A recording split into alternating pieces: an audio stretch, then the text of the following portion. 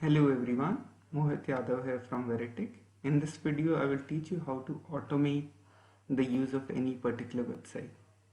So for example, I am taking the trademark registry in this particular case. So I have pre-installed a plugin called iMacros over here. And the first thing that I'm going to do is I'm going to click on record macro. Once I do that, I want to do a search over here. So let's do a contain search. Let's do a search for hero in class 25. In fact, let's make it 28. 25 will have too many results. So once I do that, I will click on the search button. As soon as all the results get loaded onto the trademark registry, the next thing that I want to do is click on this button so that all these results are selected, and I click on the report button. Once I've clicked on the report button, I will get a nice nifty review of all these trademarks using the registry's code itself. And from there on, all I need to do is open the iMacros button, click on save page, and then stop it. At this point, what it has done essentially is that it has taken all the instructions that we just gave to the browser and put it in a language that the computer can understand. From here on, our task is quite easy. We can run this macro once again and it will do all these tasks all over again. But you might think, why should I record a macro when I can do this manually? But let's say if you wanted to do this 100 times, right, for different marks, what would you do then? Would you do it all over again manually?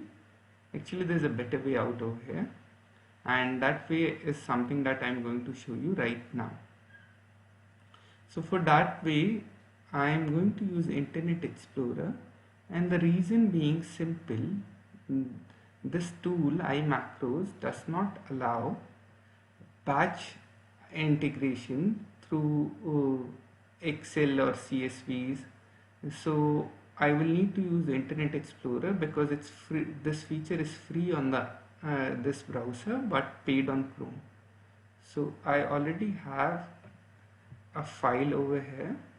This is list1.csv where I have put in 3 marks along with the respective classes for which I need the result. I've already saved a macro in Internet Explorer. So what our macro does is it takes all the queries contained in the CSV file and then it runs them across. So there were 3 queries, so I will need to run this macro 3 times. So as soon as I click on play button, and you can see my hands are in the air, there's no sleight of hand involved, and you will see that it's doing its thing on its own, right? So it's doing the first search right now and it has saved the report, and now it's doing the second search. Again, it's saving the report right now, and now it's doing the third search, right? And once it does the third search, yeah, it has saved this result also. It will wait for 1 second and after that it will get completed. So now you can see over here in the result folder, you can see the timestamp also. All these files were freshly created. And if I open them, I have all these results right now. Now this is just one part of what it is capable of. Macros as such are capable of way beyond other things also.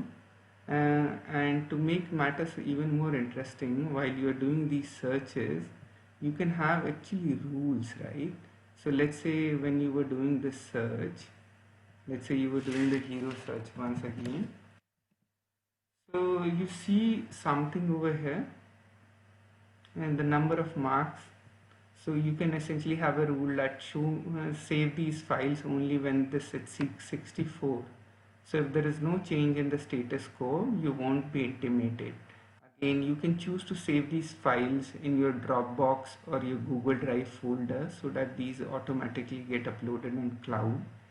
And once they get on the cloud, then you can integrate them with services such as IFTTT, IFTTT, Automate.io, and Zapier.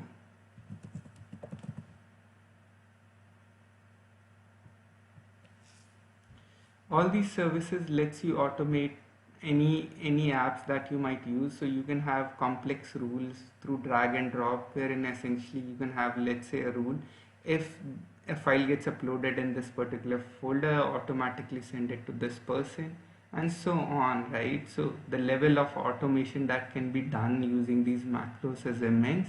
All you need to do is be slightly creative about it. And guys, I would also be sharing the code for this particular macro, and you will find the download link in the description for the macro, and you can use it for your convenience. That's all from my end.